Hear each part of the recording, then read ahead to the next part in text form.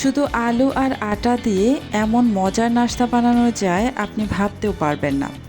সকালের নাস্তায় একবার বানিয়ে দেখুন, মন ভরে খেতে বাধ্য হবেন। চলুন তাহলে আর কথা না বাড়িয়ে রেসিপিটা শুরু করা যাক। প্রথমে চুলায় একটা প্যানের মধ্যে সামান্য একটু সয়াবিন তেল দিয়ে তারপর এখানে হাফ চা চামচ পরিমাণ আস্ত জিরা দিয়ে নাড়াচাড়া করে জিরাটা ফুটে ওঠা পর্যন্ত আমি ভেজে নিচ্ছি। জিরাটা ফুটে উঠেছে, এবার এখানে আমি হাফ কাপের থেকেও একটু বেশি পরিমাণে হবে পেঁয়াজ কুচি দিয়ে নাড়াচাড়া করে ভালোভাবে মিশিয়ে নিয়ে পেঁয়াজটাকে সেদ্ধ হওয়া পর্যন্ত ভেজে নেব। পেঁয়াজটা এদিকে ভাজা হতে থাক, আমি অন্যদিকে আগে থেকেই অফ ক্যামেরায় 2টি আলু সিদ্ধ করে তারপরে যে রেখেছিলাম এখন খোসাটা ছাড়িয়ে নিচ্ছি। আজকে আমি এই সেদ্ধ আলু আর আটা দিয়ে নাস্তাটা বানিয়ে নেব।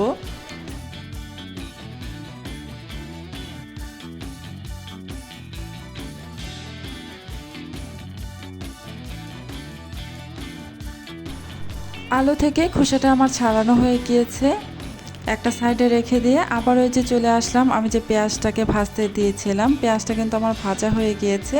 পেঁয়াজটা নামিয়ে একটা সাইডে একটা বাটির মধ্যে রেখে দিয়েছি।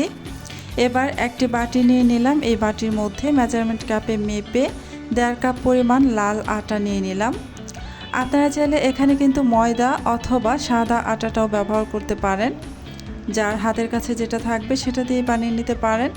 এবার আমি যে আলুর খোসাটা ছাড়িয়ে রেখেছিলাম সেদ্ধ আলু, সেই আলুগুলোকে আমি একটি গ্রেটারের সাহায্যে গ্রেট করে এই আটার মধ্যে দিয়ে দিচ্ছি।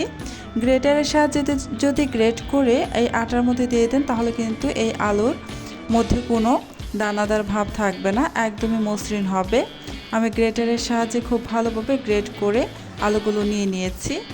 এবার এর মধ্যে দিয়ে দিব আমি যে ভেজে রেখেছিলাম পেঁয়াজ, এই পেঁয়াজগুলো দিয়ে দিলাম। ভাজা পেঁয়াজটা দেওয়ার পর এখন দিয়ে দিচ্ছি ধনিয়া পাতা কুচি 1/3 কাপের মতো, আর দিয়ে দিব ঝালের জন্য কাঁচামরিচ কুচি, এখানে প্রায় 2 টেবিল চামচের মতো কাঁচামরিচ কুচি আছে। দিয়ে দিচ্ছি স্বাদ অনুযায়ী লবণ। এবার হাতের সাহায্যে খুব ভালোভাবে প্রথমে একটু মিশিয়ে নেব। এখানে কিন্তু আমার আরও বেশ কিছু উপকরণ দিতে হবে, সেগুলো আমি একটু পরে ব্যবহার করব। তার আগে হাতের সাহায্যে খুব ভালোভাবে আলু আটা মিশিয়ে নিচ্ছি। যারা আমার ভিডিওটা এ পর্যন্ত দেখেছেন প্লিজ আমার ভিডিওতে একটা লাইক দিয়ে দিন, আর আমার চ্যানেলটি যদি সাবস্ক্রাইব করে দেওয়া না থাকে প্লিজ আমার চ্যানেলটি সাবস্ক্রাইব করে পাশে থাকা বেল আইকনটি প্রেস করে রাখবেন। এতে করে যখন আমি নতুন কোনো ভিডিও আপলোড করব তখন সাথে সাথে কিন্তু আপনারা ওখানে নোটিফিকেশন পৌঁছে যাবে। এই যে মাখানো হয়ে গিয়েছে, এবার এখানে দিয়ে দিলাম মরিচের গুঁড়া হাফ চা চামচ পরিমাণ, হলুদের গুঁড়া 1 চা চামচের 3 ভাগের 1 ভাগ, ধনিয়ার গুঁড়া দিয়ে দিচ্ছি হাফ চা চামচ পরিমাণ, জিরার গুঁড়া 1 চা চামচের 3 ভাগের 1 ভাগ, আর গরম মশলার গুঁড়া হাফ চা চামচ পরিমাণ দিয়ে দিলাম। এবার এখানে একটি ডিম ভেঙে দিয়ে দিয়েছি। এখানে কিন্তু এক্সট্রা কোনো পানি দেব না, এই ডিমটা দেওয়ার কারণেই এখানে আর পানি দেওয়া লাগবে না। এভাবেই খুব ভালোভাবে আমি একটা ডো বানিয়ে নিতে পারবো। খুব ভালোভাবে আমি মেখে নিচ্ছি সমস্ত কিছু একসাথে। এখানে অবশ্যই কোনো পানি দিবেন না, পানি ছাড়াই মেখে নেবেন। এই ডিম দিয়েই খুব ভালোভাবে মাখানো যায়। আপনারা চাইলে ডিমটা স্কিপ করে এখানে পানিও ব্যবহার করতে পারেন, তবে আমি বলবো পানির চাইতে এখানে যদি ডিম দিয়ে এই ডোটা বানিয়ে নেন তাহলে কিন্তু এই নাস্তাটা খেতে ভীষণ ভালো লাগে। এই যে আমি খুব ভালোভাবে মেখে নিয়েছি, দেখতে পেয়েছেন এখানে কিন্তু এক্সট্রা একটুও পানি দেইনি। এবার লেচি কেটে নেব, আমি কয়েকটি লেচি কেটে নিচ্ছি।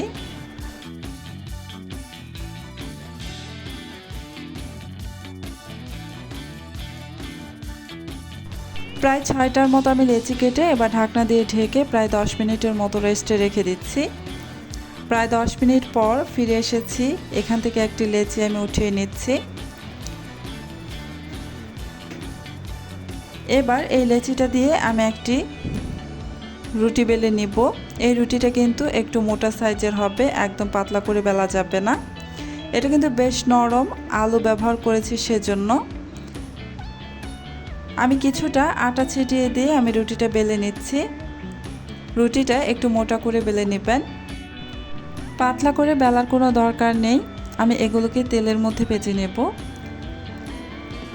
এই যে একটি রুটি আমার বেলে নেওয়া হয়ে গিয়েছে।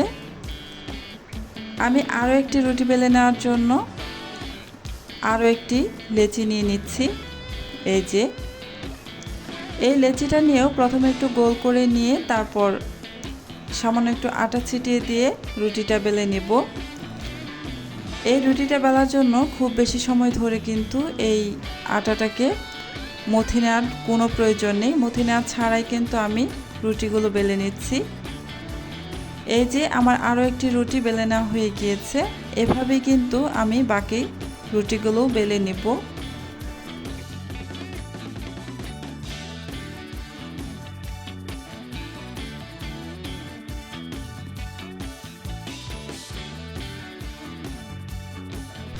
সব কয়টা রুটি আমার বেলে নেওয়া হয়ে গিয়েছে। এবার আমি এগুলোকে ভাজার জন্য চুলায় চলে এসেছি। চুলায় একটা প্যান বসিয়ে গরম করে রেখেছি। এবার এখানে আমি দিয়ে দিচ্ছি 1 চামচের মতো সয়াবিন তেল। তেলটা দেওয়ার পর তেলটা আমি পুরো প্যানের গায়ে একটু লাগিয়ে নেব।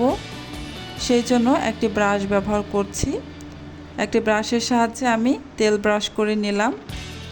এবার এখানে একটি রুটি দিয়ে দিব। অবশ্যই প্যানটাকে একটু গরম করে তারপর রুটিটা দিয়ে দিবেন। চুলার আঁচ মিডিয়ামে রেখে আমি উল্টে পাল্টে এই রুটিটাকে দুই পাশেই কালার করে একটু ভেজে নেব। একটু মুচমুচে করে ভেজে নেব যেন উপরটা বেশ মুচমুচে হয়।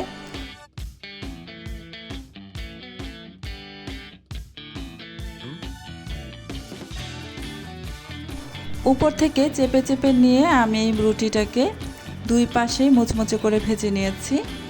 আমি আপনাদের বোঝার সুবিধার্থে আরও একটি রুটি ভেজে দেখিয়ে দিচ্ছি।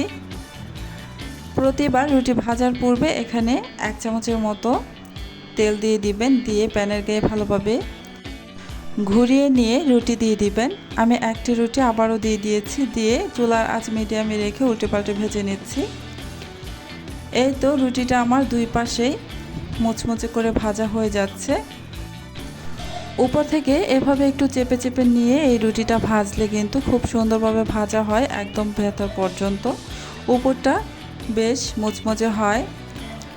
এই যে আমি দুই পাশেই খুব সুন্দর করে ভেজে নিয়েছি। দেখতে পাচ্ছেন কতটা সুন্দর কালার এসেছে।